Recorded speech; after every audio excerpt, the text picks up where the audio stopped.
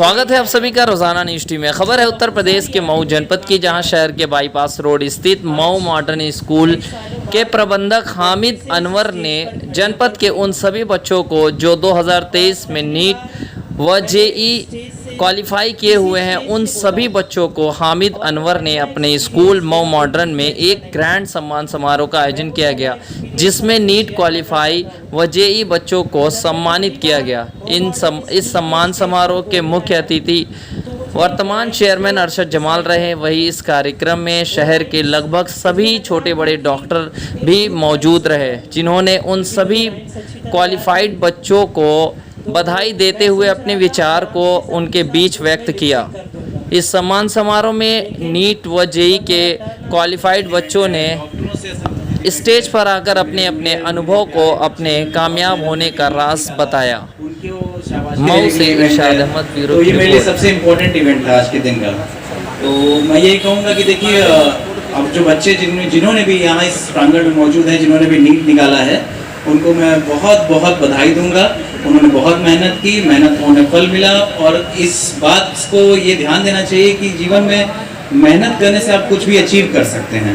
NEET निकालना बहुत मुश्किल काम है, पहले भी था, अभी है, आगे भी रहेगा, क्योंकि बहुत ही 13-14 लाख से अधिक बच्चे भरे थे, वो उसमें से कुछ ही सेलेक्ट हुए।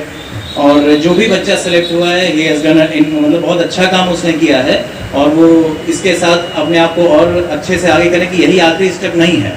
नीट निकालने से आप डॉक्टर बन जाते हैं। डॉक्टर बनने से बहुत अच्छी बात है, समाज सेवा करने का सबसे अच्छा प्रोफेशन। मैं डॉक्टर हूँ इसलिए नहीं कह रहा हूँ, मैं भाई अपने फादर को भी बहुत देखा है करीब से, उनको, डॉक्टर एस एन राय सर को, और बहुत ही करीब से देखने के बाद ये कि doctor is the most noble profession. अगर आप कुछ बन सकते हैं जीवन में तो एक टीचर बनिए, एक डॉक्टर बनिए। टीचर एक बच्चे के जीवन बदल देता है, एक अच्छा सपोर्टिव टीचर जो हर बच्चे की प्रॉपर केयर करे। जैसे आप लोग यहाँ, मैंने भी सुना, पिछले लड़का बोल के गया, यहाँ की कुछ टीचर्स का उसने बकायदा नाम लिया। तो एक अच्छा टीचर कई बच्चों का, चाहे वो आपको किसी क्लास में मिले, MBBS में मिले, चाहे आपको PG में मिले, चाहे आपको जूनियर लेवल पे मिले, प्राइमरी में मिले, एक अच्छा टीचर किसी बच्चे की दिशा और दशा बदल सकता है। दूसरा, इसलिए नोबेल मानता हूँ क्योंकि हम लोग को वो करने को मिलता है जो हर किसी को नहीं मिलता है। हमें लोगों की जान बचाने को मिलता है, ये सबसे नोबेल बात है। कोई बहुत थका हारा परेशान आदमी आपके पास आता है, कुछ आप चंद प्यार के शब्द बोल देते हैं, कुछ अच्छा उसके हिसाब से डायग्नोज करके दवा लिख देते हैं, जो रिलीफ उसे महसूस होती है, वो आके जब आपसे बोलता है कि नहीं डॉक्टर साहब आराम है, तो वो एक अलग अच्छा इंसान होना बहुत ज़रूरी है। कर सकते, फील एम्पैथी नहीं कर सकते, तो फिर डॉक्टर अच्छा बनने के बाद भी कोई खास वो मतलब नहीं है। आप पढ़ाई बुक्स के साथ साथ ये भी जान लीजिए कि आप ट्रीट इंसान को कर रहे हैं। डॉक्टर सर को बुलाना चाहूंगी और अपने मुखांद उनके प्रोत्साहन को बढ़ाएं।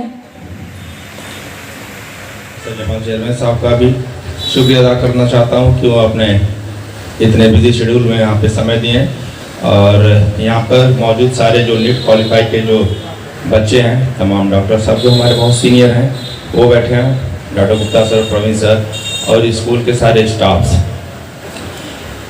नीट का मतलब आपको टिकट दे दिया गया है MBBS का, और सारे बच्चों को एक बार बहुत बहुत मुबारकबाद। और उनके साथ साथ जो उनके वालिदैन हैं, जो गार्जियन हैं, माँ बाप हैं, भाई बहन, उन सबको मैं तहे दिल से मुबारकबाद देना चाहता हूँ। मऊ मॉडर्न स्कूल से की है, उसके बाद मैंने कानपुर कोचिंग ज्वाइन की थी 3 साल। उसके बाद फिर मैंने 1 साल, इस साल कोटा था, उसके बाद मेरा नीट क्वालिफाई हो गया। Thank you sir. Good evening everyone, respected honorable chief guest, respected principal, teacher and all my dear friends। मैं समारा नसीब, इस बार मेरे नीट में मार्क्स 630 है, मेरी AIR रैंक 13,950 है। सबसे पहले तो मैं अपनी बेसिक जर्नी की बात करूं तो मेरी बेसिक जर्नी यही मऊ मॉडर्न स्कूल से स्टार्ट हुई है। नर्सरी से लेकर 10th तक मैंने हमेशा हामिद सर के सपोर्ट में ही, अंडर में ही रहा है। हमेशा उन्होंने मुझे बहुत सपोर्ट किया। मेरी पढ़ाई, extra curricular activities, sports, gaming, हमेशा मुझे अवार्ड मिला। इस स्कूल से मेरा हमेशा से योगदान रहा है कि मुझे आगे बढ़ने में मेरी हेल्प की इस स्कूल ने। तो मैं सबसे पहले बहुत बहुत शुक्रिया करना चाहूँगी हामिद सर का, और हमारे respected Hamid sir, Aamir sir, Nasir sir and all my parents. School ने दिया है, बाकी तो आगे बहुत कुछ किए, आज भी कर रहे हैं, नाम हो रहा है। लेकिन एक जो पहचान मिलती है वो पहचान मुझे मो मॉडर्न स्कूल ने दी। और यहाँ खड़ा होकर मुझे जैसे बहुत अपनापन महसूस होता है और अपने बच्चों को देख करके। और ऐसा नहीं है कि आज की डेट में ये बच्चे नेट क्वालिफाई किए हैं। अगर हम पीछे पलट करके भी देखें तो जो जिन बच्चों को हमने भी पढ़ाया आज वो सारे बच्चे कहीं ना कहीं सेटल्ड हैं। इसका मतलब ये है कि जो यहाँ पे नींव रखी जाती है वो नींव इतनी मजबूत रहती है कि वो कहीं ना कहीं जाकर के एक स्तंभ बन करके खड़ा होता है। उस टीचर्स के साथ मऊ में बड़ी अच्छी अच्छी कोचिंग चल रही है। वो पढ़ने वाले बच्चे ज़्यादा अच्छा जानते हैं। आप लोग भी अच्छी कोचिंग चुन के ज्वाइन करिए। मैं कहूँगा नजरुल सर से अपनी कोचिंग के बारे में बताएं। अस्सलाम वालेकुम। सबसे पहले तो मुझे अवार्ड के साथ देख करके बहुत लोग कंफ्यूज हो गए होंगे कि आखिर इन्हें क्यों दिया गया, वो भी नीट क्वालिफाइड के लिए। तो मैं आपको बता दूं, हमारे कोचिंग मऊ के अंदर तकरीबन 17 साल से हम लोग कोचिंग चला रहे हैं और नीट जेई की प्रिपरेशन करा रहे हैं। अल्हम्दुलिल्लाह हर साल हमारी कोचिंग से सिलेक्शन होते हैं और बच्चे डॉक्टर और इंजीनियर बन करके निकलते हैं। बता दूं ये अवार्ड जो है आरजू चौहान का है और आरजू चौहान हमारे यहाँ नीट की तैयारी कर रही थी। और सबसे खुशी की बात यह है कि मऊ जैसे छोटे शहर में रह करके और उस लड़की ने तैयारी की और यहाँ से उसने नीट क्वालिफाई किया, जबकि उसके गार्जियन को पूरा भरोसा था, लड़की को भी पूरा भरोसा था कि हम यहाँ से क्वालिफाई कर लेंगे। बहरहाल इसका हकदार तो स्टूडेंट ही होता है, क्योंकि अगर कोई कामयाबी मिलती है तो उस कामयाबी का पूरा हक स्टूडेंट को होता है। हम टीचर, हम मेंटर क्या करते हैं, हम तो बस एक रास्ता दिखाते हैं बच्चों को। तालियां रुकनी नहीं चाहिए इन बच्चों के लिए। पढ़ा था यहाँ से मैं मॉडर्न से, फिर मैं फातिमा में चला गया था। 1 से क्लास 10 तक मैं फातिमा में ही पढ़ा हूँ। फिर उसके बाद मैंने कोचिंग की थी और फिर उसके बाद मैंने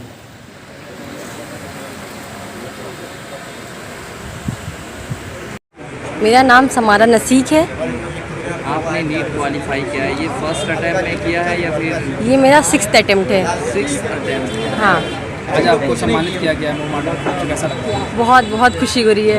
कितना हौसला अफजाई है? बहुत ज़्यादा, मतलब जब जिस स्कूल से मैंने बेसिक अपनी एजुकेशन कंप्लीट की है यहाँ से मुझे सम्मानित किया गया, इससे ज़्यादा मेरे लिए खुशी की बात हो ही नहीं सकती।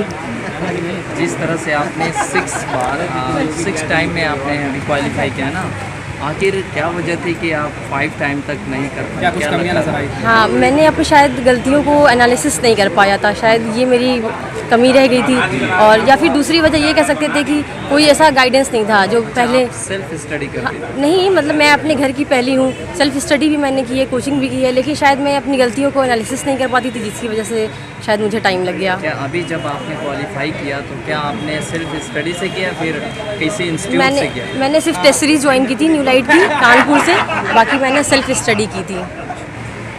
क्या मैसेज देंगे उन बच्चों को जो सफल नहीं हो पाए? सबसे पहले तो मैं उन सबसे कहना चाहूँगी कि हिम्मत ना हारें, अपनी मेहनत, कोशिश, लगन और पूरी ईमानदारी से मेहनत करें और लगातार कंसिस्टेंसी से मेहनत करें। ये नहीं कि ब्रेक ले लें, एक अपने जो है दृढ़ निश्चय कर ले कि मुझे यही करना है और इंशाल्लाह उन्हें उसमें आपको कामयाबी ज़रूर मिलेगी। आपने 5 टाइम आपका टाइम वेस्ट हुआ, आप पास नहीं कर पाई, लेकिन इस बार आपने कर लिया। लेकिन क्या आपने सोच के सिर्फ मेडिकल लाइन ज्वाइन किया? क्योंकि मेरा ये बचपन से ही सपना था कि मुझे डॉक्टर बनना है। बिल्कुल, ना कि आपकी फैमिली का? नहीं, अब्बू का भी तो था, लेकिन मेरा सबसे ज़्यादा था कि मुझे MBBS करना है, मुझे डॉक्टर बनना है, एक अच्छा डॉक्टर जो देश की सेवा करे। के पेरेंट्स सभी को मेरा सलाम। बहुत से बच्चों ने पहली मरतबा कामयाबी हासिल कर ली नीट की, और बहुत से बच्चों ने, एक बच्चे ने सातवीं कोशिश के बाद कामयाबी हासिल की। इन दोनों में एक फ़र्क है, कामयाबी दोनों ने हासिल की, एक का वक्त ज़्यादा लगा और एक का वक्त कम लगा। जिसने पहली मरतबा कामयाबी हासिल कर ली, ये उसकी सलाहियत का भी दखल हो सकता है, थोड़ा किस्मत का भी दखल हो सकता है, लेकिन मैं उसको ज़्यादा अप्रिशिएट करना चाहता हूँ जिसने 7वीं मरतबा में कामयाबी हासिल की। क्योंकि 6 मरतबा नाकाम होके फिर भी खड़े होना, गिरना और खड़े होना, ये एक बहुत कमाल की खूबी है और जिस शख्स में गिरना, संभलना और खड़े होना ये खूबी रहेगी, वो अपनी मंजिल तक जरूर पहुंचेगा, उसे दुनिया की कोई ताकत रोक नहीं सकती। और इसीलिए अल्लामा इकबाल साहब ने कहा था कि यकीन मोहकम अमल फहम मोहब्बत फातह आलम जिहाद जिंदगानी में ये हैं मर्दों की शमशीरें। यानी जो आदमी लगातार जद्दोजहद करता है, कोशिश करता है और फिर उसको अपने ऊपर भरोसा होता है अपने काम पर, तो ऐसे आदमी को ऊपर वाला जरूर कामयाब करता है। आप सिर्फ घर बैठ के ये सोचेंगे किस्मत में यही लिखा था, आप जाइए कुएं में छलांग मार दीजिए ये किस्मत में लिखा था। किस्मत अपने आप में बदलने की चीज़ है, अपनी किस्मत को आप खुद बदल सकते हैं और बदलने का हौसला जिसमें होगा वो यकीनन अपनी किस्मत को भी बदलेगा और मंजिल को भी पहुंचेगा और कामयाब भी होगा। ये बच्चे जो आज अभी नीट क्वालिफाई किए, 5 साल बाद डॉक्टर बनेंगे, कुछ बच्चे और 8 साल बाद अपनी एजुकेशन पूरी करेंगे, कुछ हो सकता है उसमें और कुछ साल लेकर डीएम तक पहुंचने की कोशिश करें। लेकिन इन सारी कोशिशों के पीछे जो है उनका इरादा है जो मजबूत होना चाहिए, और इरादा अगर मजबूत है तो यकीनन आप कामयाब होंगे। अभी मैं एक बच्ची को इनाम दे के आया, उसका नाम अभी आया था, मुझे नाम याद है, वो बड़ुआ गोदाम की बच्ची। अभी इसके पहले जो नाम आया था जो बच्ची हाजिर नहीं थी, कौन खान करके थी वो बच्ची, बड़ुआ गोदाम की, उसके बाप किसान है। मैं उससे घर गया था, इंतहाई दर्जे गुर्बत, उसके पास उसके बाप के पास पैसे ही नहीं थे कि वो ट्यूशन कराते, और कहीं ट्यूशन नहीं कराया। उस बच्ची ने मोबाइल से कुछ पढ़ा, कुछ अपने दोस्तों से जाना, और बिल्कुल मामूली परिवार की बच्ची, और उसने नीट का एग्ज़ाम पहली मरतबा दिया और वो कामयाब भी हो गई, उसने नीट क्वालिफाई कर लिया। तो मैं इसीलिए कह रहा हूँ कि कुछ तो कोशिश का दखल होता है और कुछ किस्मत का भी दखल है। जोरदार ताली बजा दें प्लीज।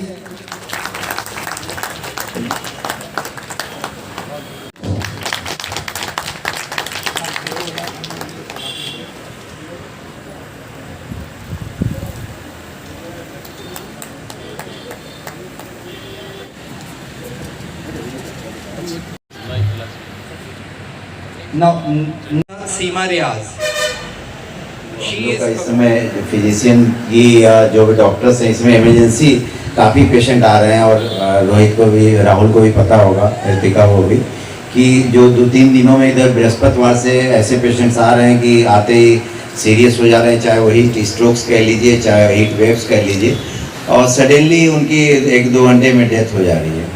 तो जैसे हम निकलने को शुरुआत की है और 3-4-5 मरीज ऐसे आए, एक वेंटिलेटर पर गया, एक CPR हो रहा, हम लोग भी खड़े थे और उस समय अच्छा नहीं लग रहा था कि कैसे निकल के आगे आए, और उसका अफसोस भी होता है। तो ये मैं उन बच्चों को बचाना चाहता हूँ जो डॉक्टर्स बने हैं और भविष्य में डॉक्टर्स बनेंगे, अच्छे डॉक्टर बनेंगे। तो आपकी जो हमारे एक प्रोफेसर ने एक बात कही थी कि जिस दिन आप मेडिकल प्रोफेशन में आप एंट्री किए तो आपकी अपनी कोई लाइफ नहीं होती है, और आपकी लाइफ किसी दूसरे के लिए समर्पित हो जाती है। और ये सोच के आप मेडिकल प्रोफेशन में जाएं, और अपनी ज़िंदगी को जब आप एक दाव पे और या दूसरे के लिए कुर्बान करेंगे तब जाके एक अच्छे डॉक्टर बनेंगे, और आप तब किसी समाज को एक अच्छी सेवा दे सकते हैं। तो एक बहुत बड़ा उदाहरण आज ही की था, और इसलिए मैं आप सब लोगों को बताना चाहता हूँ जो खासकर जो इस बार क्वालिफाई किए हैं। और ये आप लोग जैसे एक हमने देखा कई बच्चों का जैसे इंटरव्यू सिलेक्शन के बाद बड़ी मतलब अच्छी सोच के साथ अच्छा इंटरव्यू था, लेकिन अभी आप लोग एक मेडिकल की एक पहली सीढ़ी क्रॉस की है, तो अभी बहुत आगे आपको मंजिल तय करनी है।